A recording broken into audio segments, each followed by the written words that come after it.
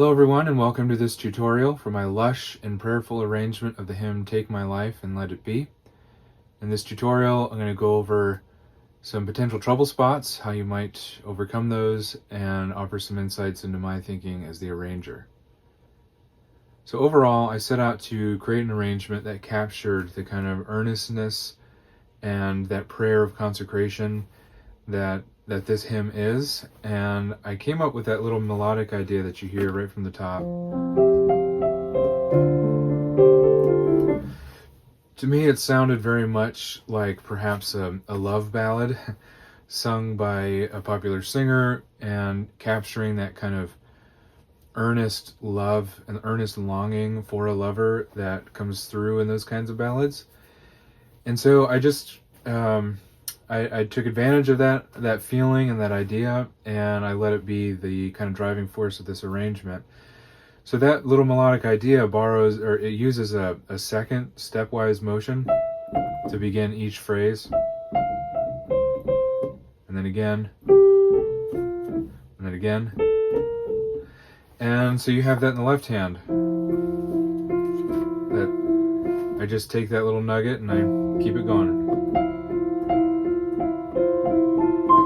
And then it comes back in the third verse. Looking at the measure 46. Your left hand does these like that. And of course, in the instrumental section, you see a lot of the stepwise motion borrowed from that thematic idea being developed some more. And then you have this fancy little riff here, which is just those seconds being played back to back in 16th note rhythms. So that's the idea behind the thinking in this arrangement. It's really built around that sort of ballad idea that's introduced at the very beginning. And so my encouragement to you as the pianist is to lean into that and let the kind of warmth and the fullness and the longing, the sense of longing that those ideas communicate come out in the way that you play it. And let it be your own prayer as you play it. I put the lyrics in there, so think about those as you play it, sing along in your mind, and hopefully others will do the same as you play it for them. It really is a great arrangement to be used in, say, a church service, or not just church service, any kind of service, a prayer meeting perhaps, or even a recital or a performance setting where you really want the focus to be on prayer and on dedicating our lives to the Lord. Okay, so let me just go through it now, just in order, and go through over any potential trouble spots.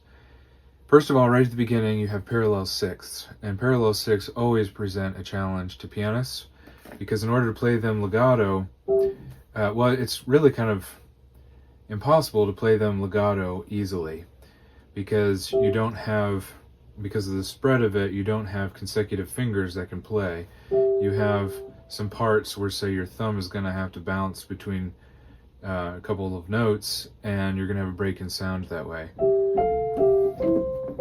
Now, I didn't put the fingering in for these parallel sixths because they are shorter phrases, but it is something to think about. I start on my fourth and first finger, and I play it like that, or something like that. The idea is that you want to make sure that you have consecutive fingers being played on consecutive notes as much as possible. So you don't want to just play it like this, just first and fifth finger. Then you're going to get something choppy like that. So you can see that first movement, I have my fourth and my fifth finger and my first and my second playing like that, and you can make that very legato. And then when I make the jump, I go from my fourth to my second, and so I can make that smooth. So you get the idea. That's just something to be mindful of and to try to accomplish. You need to make sure, beginning at measure 5, when the melody first comes in, that those repeated notes don't become foreground. They are meant to be very much in the background. If they take foreground, they get annoying.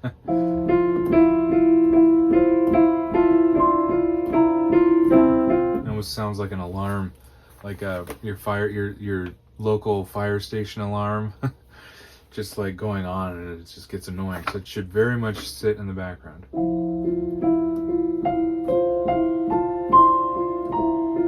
Just be a kind of textural element. These little melodic flourishes, or I should say pauses in the melody, where I add in a couple extra beats and you see these measures of 2/4, then 4/4. Milk those. Let those be, I think we've all sung this hymn many times. We know it inside and out. And so those little breaths are really nice. I hear.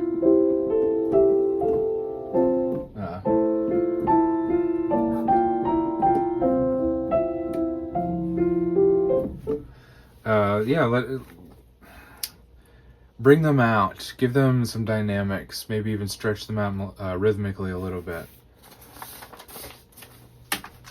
All right, there's nothing super challenging coming into the second verse. It's all pretty straightforward. And then it's when you get to the instrumental section that we have our first potential kind of challenge. You have parallel octaves, which there's nothing you really can do to make those smooth.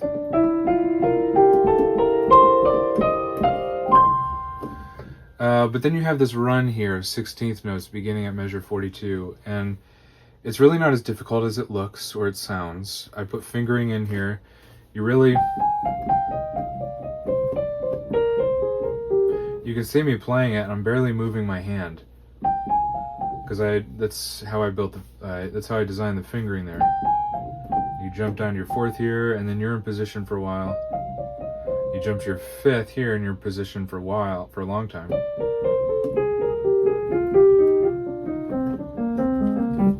So it's really not that difficult.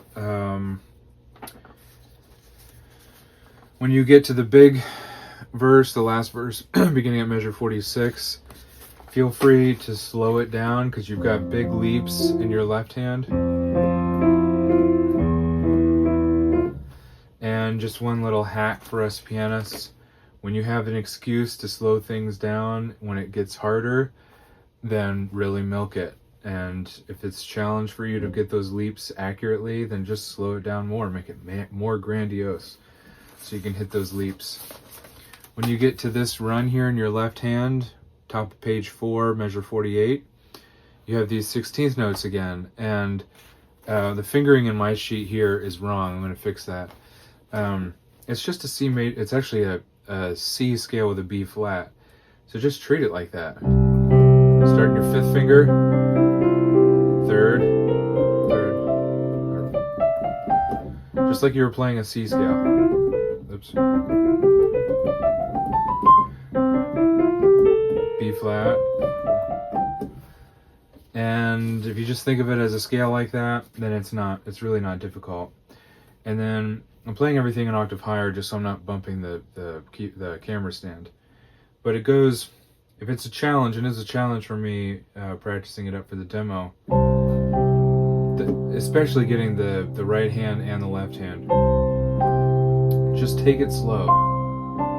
Oops.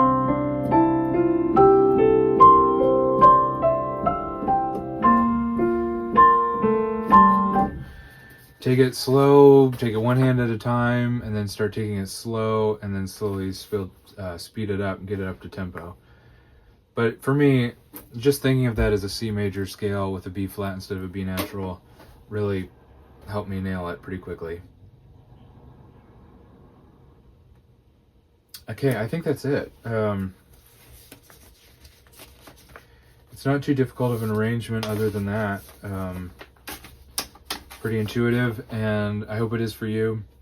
And I hope it's a blessing to you as you learn this, as you play it, as you think about the words as you play it, and as you play it for others. I hope it's a blessing to them. And thanks for watching. I hope it was helpful, and I will see you in the next tutorial.